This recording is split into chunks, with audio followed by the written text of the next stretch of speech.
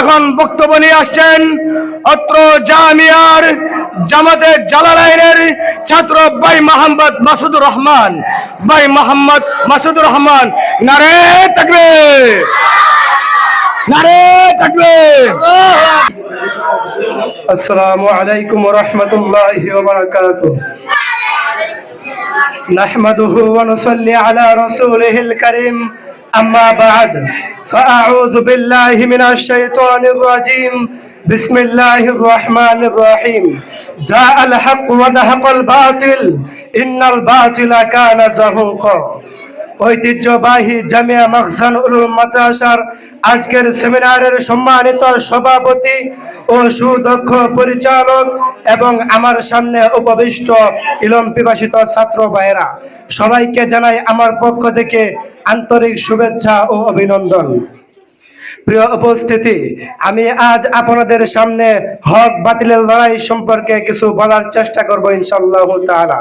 মুহতারাম হাজিরিন, এই পৃথিবীর প্রতিটা জিনিস তার বিপরীত বস্তু দ্বারা চেনা যায়।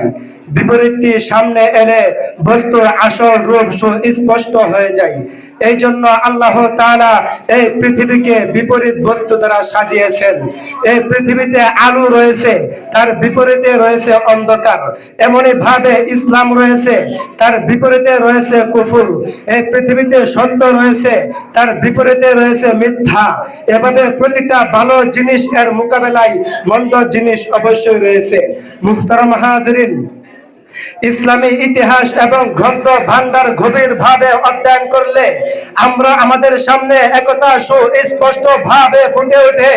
পৃথিবীর সর্বপ্রথম মানব ও নবী হযরত আদম আলাইহিস সালাতু ওয়াস সালাম থেকে নিয়ে আমাদের নবী হযরত মুহাম্মদ সাল্লাল্লাহু আলাইহি ওয়াসাল্লাম পর্যন্ত এবং আমাদের নবী করিম সাল্লাল্লাহু আলাইহি ওয়াসাল্লাম থেকে নিয়ে মধ্যবর্তী সর্বযুগেই হক ও বাতিলের লড়াই চলে আসছে। কিন্তু ইতিহাস সাক্ষী, কখনো বাতিল হকের উপর বিজয় হতে পারে নাই, সর্বদা হক ওই বাতিলের উপর বিজয় হয়েছে। কথা বলেন ঠিক কিনা? মুহতারাম হাজিরিন, ইসলামী ইতিহাস গভীরভাবে অধ্যয়ন করলে আমরা জানতে পারবো যে হক কি রূপে আবির্ভূত হয়েছিল আর বাতিল কিভাবে আত্মপ্রকাশ পেয়েছিল। প্রিয় উপস্থিতি, বাতিল যখন নমরুদের রূপ ধারণ করে এসেছিল, হক তখন ইব্রাহিম খলিলুল্লাহর রূপ ধারণ করে এসেছিল। বাতিল যখন ফেরাউনের রূপ ধারণ করে এসেছিল, হক তখন মুসা কালিমুল্লাহর রূপ ধারণ করে এসেছিল। বাতিল যখন আবু জাহেল, আবু লাহাব, উতবা, শাইবা, ওয়ালিদ ইবনে মুগিরার রূপ ধারণ করে এসেছিল। হক এসেছিল সাইয়্যিদুল মুরসালিন, খাতামুন নবিয়্যিন, সরকারে দো আলম জনাবে মুহাম্মদুর রাসূলুল্লাহ সাল্লাল্লাহু আলাইহি ওয়াসাল্লামের রূপ ধারণ করে। মুহতারাম হাজিরিন, বাতিল যখন খলিফা মুতাসিম বিল্লাহর রূপ ধারণ করে এসেছিল, হক এসেছিল ইমাম আহমদ ইবনে হাম্বলের রূপ ধারণ করে। বাতিল যখন তাতারীদের রূপ ধারণ করে এসেছিল, হক এসেছিল ইমাম ইবনে তাইবার রূপ ধারণ করে। বাতিল যখন জালালউদ্দিন আকবরের রূপ ধারণ করে এসেছিল, হক এসেছিল মুজাদ্দিদে আলফে সানির রূপ ধারণ করে। বাতিল যখন ইংরেজদের রূপ ধারণ করে এসেছিল, হক এসেছিল শাহ আব্দুল আজিজ মুহাদ্দিসে দেহলভির রূপ ধারণ করে। বাতিল যখন নাস্তিকদের রূপ ধারণ করে এসেছিল, হক এসেছিল শাহ আহমদ শফির রূপ ধারণ করে। বাতিল যখন নাস্তিকদের রূপ ধারণ করে এসেছিল, বাতিল যখন গুজরাটের কসাই নরেন্দ্র মোদীর রূপ ধারণ করে এসেছিল, হক এসেছিল হাফেজ জুনেদ বাবু নগরীর রূপ ধারণ করে।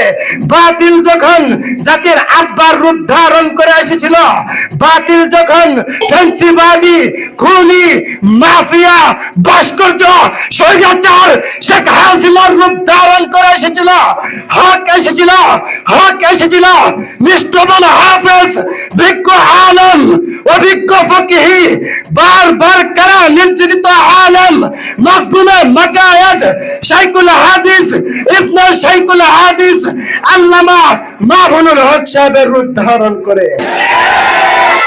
মুহতারাম হাজরিন, আমাদের পূর্বপুরুষরা, আমাদের আকাবিররা, তারা রাসূলের ইজ্জত রক্ষা করার জন্য, আল্লাহর দ্বীন কায়েম করার জন্য নাস্তিকদের বিরুদ্ধে যুদ্ধ করেছে, রক্ত দিয়েছে, জীবন দিয়েছে।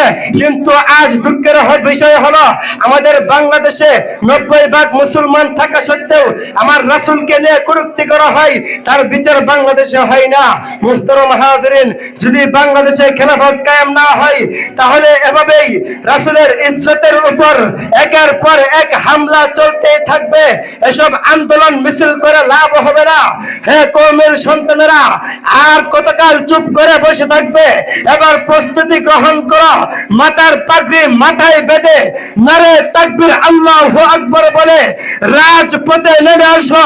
উদ্দেশ্য একটাই, হয়তো খেলাফত নয়তো শাহাদাত, হয়তো খেলাফত নয়তো শাহাদাত।